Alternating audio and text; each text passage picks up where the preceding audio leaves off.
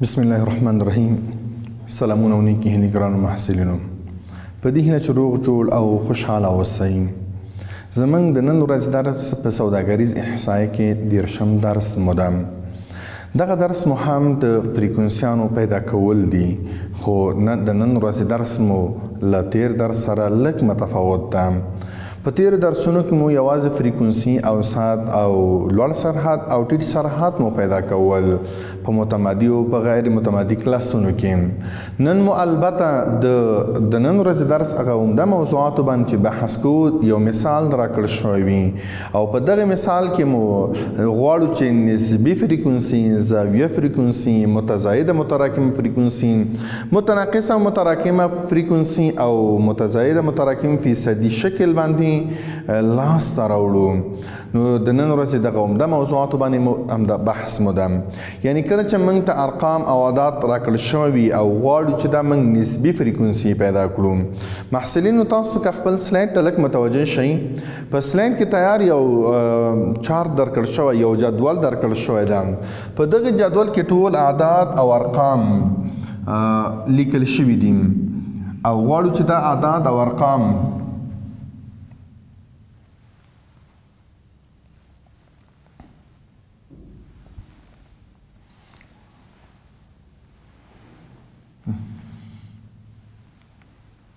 همداسې به ورو دا یو سټپ به اضافه کوو او لیکو به یې ورته.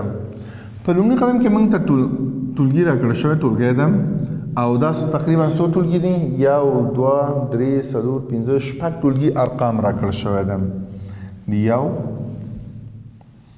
2 3 4 5 دا دي هم 6. مثلا موږ ته په لومړي ټولګي کې چې ارقام راکړل شوی ده د 13 څخه تر 40 پورې، د 40 څخه تر 50 پورې، د 50 څخه تر 60 پورې، د 60 څخه تر 80 څخه تر 80 عددونو پورې او 80 څخه تر 90 عدد پورې موږ ته راکړل شوی. په عین شکل باندې دلته موږ ته فریکونسي هم راکړل شوی ده، د ایکس آی فریکونسي، یعنی د هر یو د کلاسونو موږ ته فریکونسي راکړل شوی ده. مثلا فریکونسي 4 ده، 6 ده او دبل هم 4 2 او په آخر کې د 14 ده چې دا ټول سره جمع کوو دا تقریبا کېږي مجموعه د فریکونسي 14 ده.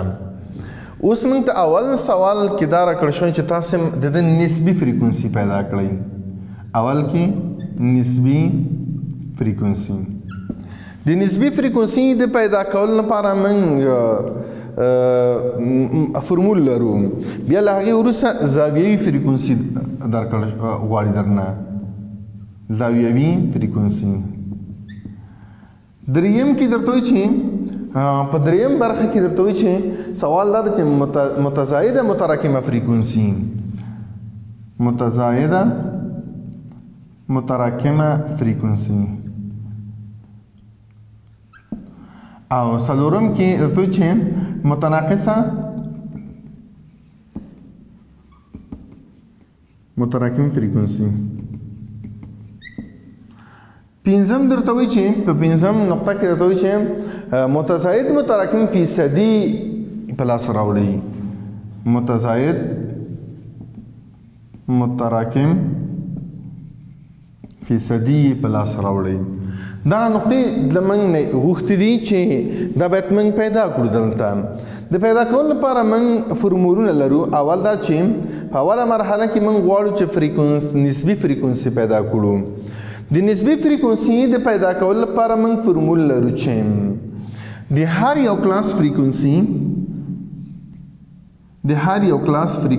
چې کوم ایکس آی ده د دغه کلاس فریکونسي کله چې وغواړو چې په فیصدي شکل پیدا کړو نو لاندې طریقه یې دا ده چې فریکونسي په خپله د دغه اف یو یعنی خپل آر یو چې وي تقسیم پر مجموعه د فریکونسي ضرب د 100 باندې. په دې شکل باندې موږ کولی شو چې په اسانۍ سره موږ دا پیدا کړو. یعنی د دغه ټولګي فریکونسي تقسیم پر مجموعه د فریکونسي ضرب د 100. اوس وایي چې د اول کلاس مو اول صنف مو فریکونسي څومره ده؟ 4. مجموعه فریکونسي 14 ضرب د 10 نو دا به د 100 سره مساوي شي، او نو وایي چې دغه مساوي کېږي د 11.8 هغه سره د په فیصدي نسبي شکل باندې.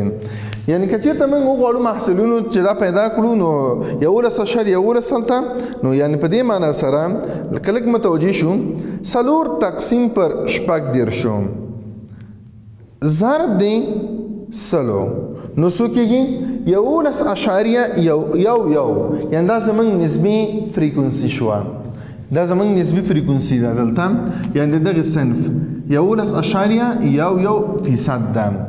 په عین شکل باندې د دوهم کلاس که چېرته زه پیدا کړم همدای فرمول ده په همدې شکل باندې موږ مخکې ځو.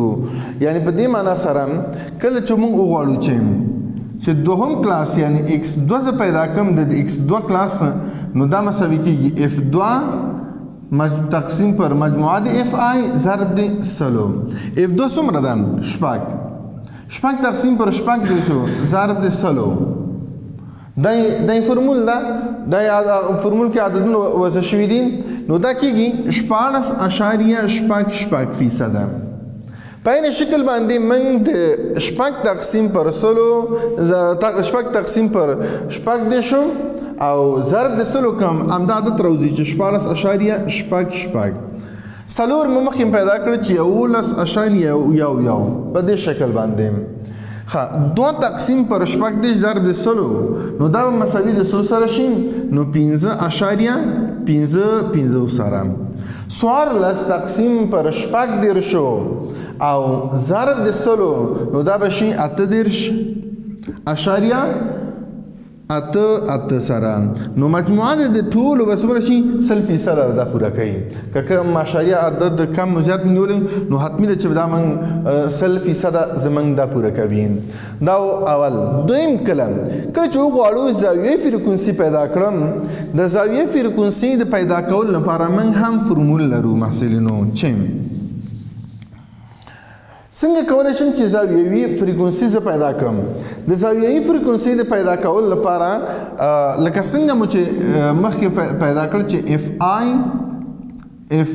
xi دا مساوي کېږي د اف یو یعنی اف آی د قیمت اخلي د آی د قیمت یو نه یعنی قیمت اخلي چې څومره کلاسونه وي مجموعه دی د څه شي اف xi او دا خود نه مجموعه ضرب د څه شي په نسبي فریکونسي کې مو ضرب د 100 کول مګر دلته ضرب د 380 کوو. دلته زاویه مو د 3 مکمل دایره 380 درجې دي نو 380 سره ضرب کوئ. نو کله چې دا پیدا کړم په دې شکل باندې نو محصلینو لږ متوجه شي څنګه پیدا کولی شو موږ دلته لیکو چې 4 تقسیم پر 100 باندې مجموعه د فریکونسي څومره ده؟ مجموعه د فریکونسي 14 ده. 14 ضرب دی د څه شي؟ ضرب دی 380 ضرب دی 380 نو دا به څومره شي؟ 40 یعنی د دې د زاویه څومره ده؟ د 40.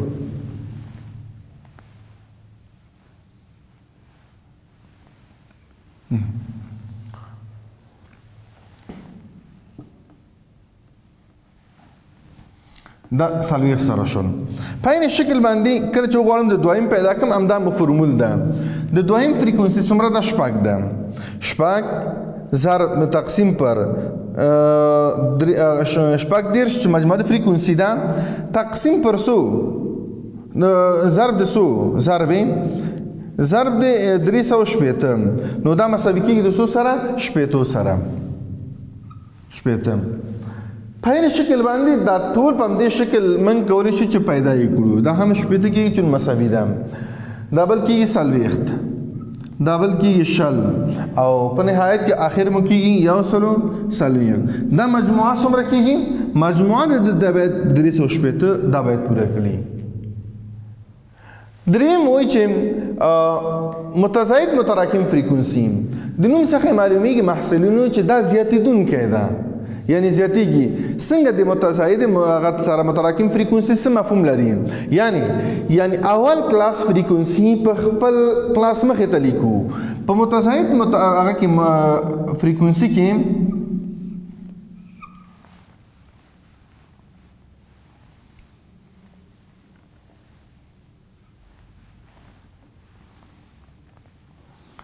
په متزاید فریکونسي کې چې جی ایکس آی په نوم باندې یادېږي. په دغه کې زیاتېدونکی دی. یعنې څه معنا لري؟ اول فریکونسي په خپله لیکم، د دوهم کلاس او د اول کلاس بیا سره جمع کوو. متزاید یعنې زیاتېدونکی ده، دا دواړه سره جمع کوو. ښه، اوس 4 جمع 6 دا مساوي د څو سره؟ لسو سره. 4 جمع 6 دا مساوي کېږي 14 سره. که داسې لاندې مو ویلی شو چې 10 جمع 6 14 جمع 4 شل جمع 2 22 جمع 14 دا به کېږي 18 سره. یعنې زیاتېدونکی متراکم فریکونسي مو ده. په عین شکل باندې موږ که چېرته وغواړو هغه متناقص یعنې هغه فریکونسي پیدا کړم، یعنې کمیدونکی ده.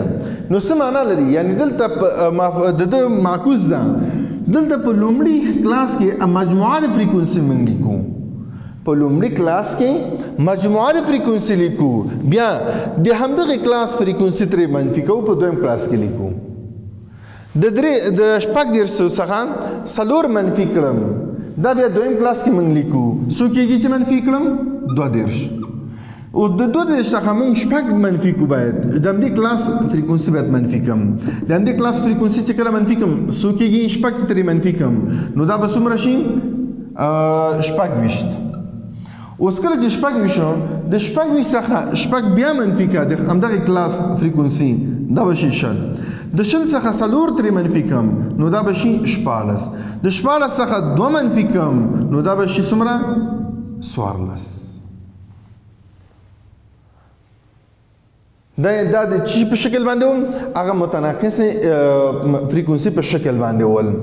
له دې وروسته کله چې موږ وغواړو هغه آخري هغه و چې متزاید متراکم د فیصدي شکل باندې پیدا کړو، په عین شکل موږ پیدا کولی شو. موږ په دې کې هم کوم مشکل نشته ده. یعنې په څه معنا سره؟ دلته موږ اخلو هغه د جی ایکس آی دا د فیصدي شکل باندې پیدا کوو. نو دلته هم موږ څه رقم کولی شو؟ نو لیکو چې اف یو فریکونسي د اف آی یا دغه فریکونسي دا د دغه فریکونسي تقسیم پر مجموعه د فریکونسیو ضرب د 100. په دې شکل باندې موږ پیدا کولی شو. څنګه پیدا کولی شو؟ لږ متوجه شئ محصلینو. ښه، اوس کله چې زه دا څه پیدا کړم، یعنې اف یو یې څومره ده؟ اف یو د ده که چېرته موږ د فیصدي شکل باندې وغواړو چې دا پیدا کړو،